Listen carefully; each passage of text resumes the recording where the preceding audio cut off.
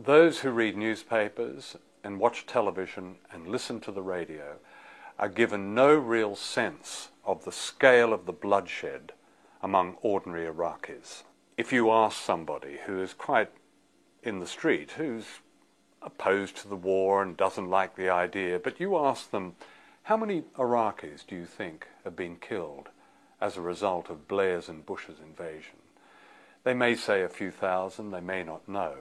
In fact, the most reliable survey, which was done by the Johns Hopkins School of Public Health with Iraqis, an extraordinary survey, meticulous and conscientious and quite courageous in the way it was carried out, peer-reviewed, probably leads us to almost 1 million people. Les Roberts, who led that study, he said it seems as if the scale of killing in Iraq will have passed the scale of killing in Rwanda.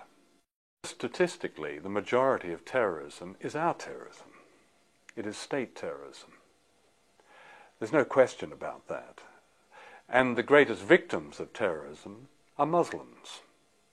Those who either died as a result of the medieval embargo imposed on Iraq during the 1990s, or Palestinians who've died, and others.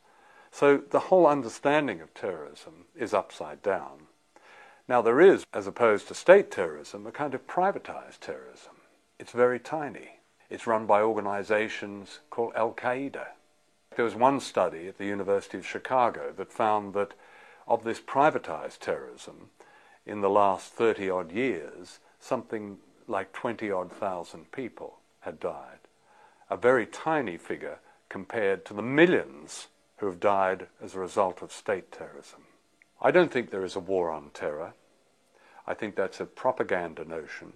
The attacks of September the 11th were appropriated by a clique in the US establishment in order to further its aims around the world. If that isn't clear to most people, as I believe it is, then I don't know where they've been for the last few years. But it's not reported that way. Yes, a lot of journalists put terrorism and war on terror in inverted commas, but after a while they weary of that. It's as if there really is a war on terror, and there isn't a war on terror. There is a war of terror.